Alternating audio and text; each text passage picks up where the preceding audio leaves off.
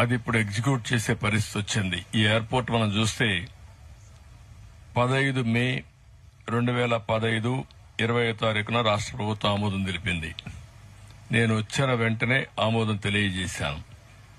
October 7, 2016 కేంద్రంలో కూడా central ministry కూడా దీనికి యాక్సెప్ట్ చేశారు. దీనికి ఆ రోజు 2700 ఎకరాలు కావాలనుకున్నాం. 2700 ఎకరాలు అక్వైర్ చేశాం.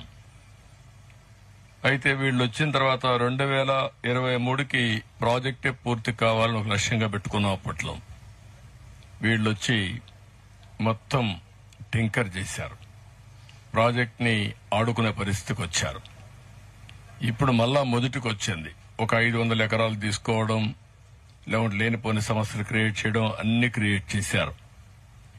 మళ్లీ వేసిన ఫౌండేషన్ తిరిగి ఫౌండేషన్ వేయడం, అంటే ఇవన్నీ కూడా ఏంటంటే ఒక పిల్లోళ్ల చేష్టలు లేదంటే పిచ్చోళ్ల చేష్టల కింద దీన్ని అతలాకుతలం చేసే పరిస్థితికి వచ్చారు. అయితే ఈ రోజుకి 31.8% వర్కులు పూర్తయినాయి.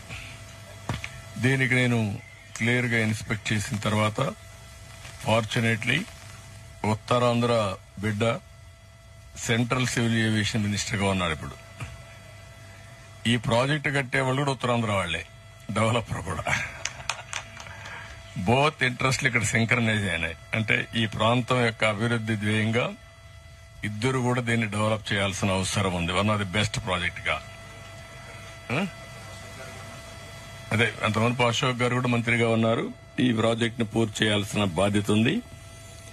As on today Visakhapatnam airport అయితే 2.8 మిలియన్ ప్యాసింజర్స్ ని హ్యాండిల్ చేస్తా ఉంది. ఇది స్టార్ట్ అవుతానే I don't have any doubt 4.5 million కు వస్తుంది, 4.5 మిలియన్ కు వస్తుంది. దీని కెపాసిటీ 45 మిలియన్ ప్యాసింజర్స్ ని హ్యాండిల్ చేసే అవకాశం ఉంది మాక్సిమం. అదే సమయంలో 4,700 కోట్లతో ఫేజ్ 1 ప్రారంభిస్తున్నారు. 2,200 ఎకరాలు ఇప్పుడు వీళ్ళ హ్యాండ్ ఓవర్ లో ఉంది. ఇంకొక 500 ఎకరాలు ఉంది. అది కూడా ఇవ్వడానికి ఇన్ ప్రిన్సిపల్ యాక్సెప్ట్ చేస్తున్నాం. బట్ క్లియర్ కట్ గా వాళ్ళు ఒక యాక్షన్ ప్లాన్ తయారు చేసుకొని రావాలి. ఇక్కడ జాబ్స్ ఏం క్రియేట్ చేయగలుగుతాం, ఏ యాక్టివిటీ తీసుకొస్తాం, ఎట్లా అభివృద్ది చేస్తాం, అవన్నీ తీసుకురమ్మంటున్నారు. ఈ ఎయిర్పోర్ట్ గాని పూర్తయితే రాయగఢ్, కోరాపుట్, మల్కన్గిరి, ఈస్ట్ గోదావరి, శ్రీకాకుళం, విజయనగరం, విశాఖపట్నం, అనకాపల్లి కూడా మొత్తం ఈ ప్రాంతాలన్నీ కూడా చేసే పరిస్థితి వస్తుంది. దీనికి కొన్ని చిన్న చిన్న సమస్యలు కూడా మా దృష్టి తీసుకొచ్చారని రివ్యూ చేశాం. ఒకటి, నేషనల్ హైవే నుంచి స్ట్రైట్ గా కనెక్టివిటీ తీసుకోవడం 6 కిలోమీటర్లు వస్తుంది. పాత నేషనల్ హైవేలో ఒక 12 దిక్కల్లో కొంచెం రోడ్స్ అన్ని కూడా కనెక్టివిటీ గానీ జంక్షన్స్ గానీ కొంత ఇంప్రూవ్మెంట్, కొంత ప్రాబ్లమ్స్ ఉన్నాయి. అవన్నీ కరెక్ట్ చేయాలి. ఒక 5 స్టేట్ హైవేస్ లో కూడా కొన్ని సమస్యలు ఉన్నాయి. ఏ ఎయిర్పోర్ట్ కైనా ఎప్పుడైనా కనెక్టివిటీ చాలా ముఖ్యం. ఈరోజు హైదరాబాద్ ఉంది, ఔటర్ రింగ్ రోడ్ తీసుకొచ్చాం.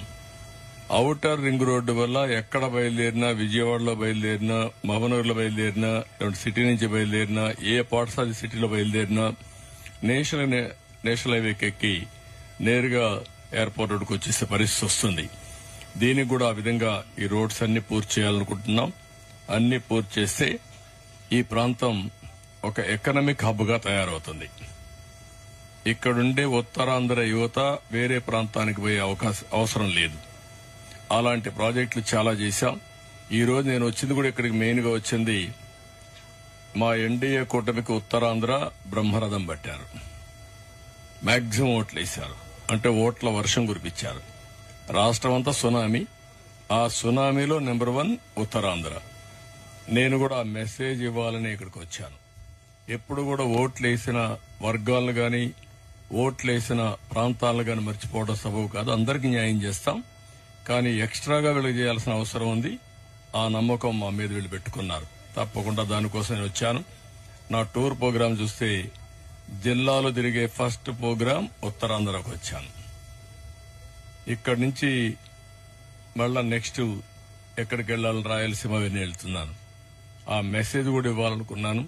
వచ్చి చూశాను. నేను ఒకటే మీ అందరికి హామీ ఇస్తున్నా, 2026 వాళ్ళు జూన్ అంటున్నారు, నేను ఇంకా ముందే తీసుకురమ్మంటున్నాను. దాన్ని ఇంకా ప్రీపోన్ చేయాలి. ఏం చేస్తారు, వర్కౌట్ చేస్తారు. మాక్సిమం జూన్ 30th కంటే ఎక్సిడ్ కాదు, ముందుకు పోదు, ఇంకా వెనక్కి వస్తుంది. వచ్చి దీన్ని ఆపరేషన్ చేయాలి. దానికి ఏమేం కావాలో అన్ని కూడా సహకరిస్తాం. ఈ ప్రాజెక్ట్ ని పరిగెత్తిస్తాం. అదే చెప్పాను, రామ్మోహన్ రెడ్డి ఇక్కడికి వస్తా ఉంటావు. రెగ్యులర్ గా నేను పోలవరం ఎట్టయితే ఇన్స్పెక్ట్ చేశానో మరి ఇన్స్పెక్ట్ చేసి అన్ని రెడీగా ఉన్నాయి. పూర్తి చేయించే బాధ్యత, అనుభవాలు కూడా ఉన్నాయి. మీకు మొత్తం అన్ని ఎయిర్పోర్ట్ చూడొచ్చు సివిల్ ఏవియేషన్ మినిస్టర్ గా. చూసిన తర్వాత users friendly, latest technologies, one of the most modern airport Visakhapatnam రావాలి. దానికి కూడా దోహదం చేయమని వారిని కోరాను. నాకు ఆ నమ్మకం ఉంది, సమర్థత ఉంది. ఆయనకి అదే మరిగా ఫస్ట్ ఎయిర్పోర్ట్ నేను జిఎంఆర్కి ఇచ్చినప్పుడు చాలా టెస్ట్ చేశాను. వాళ్ళని ఒక 20-30 నమూనాలు తయారు చేయమన్నాను. తయారు చేసుకొచ్చారు. అక్కడి నుంచి దేశంలోనే గ్రీన్ ఫీల్డ్ ఎయిర్పోర్ట్లు వచ్చాయి.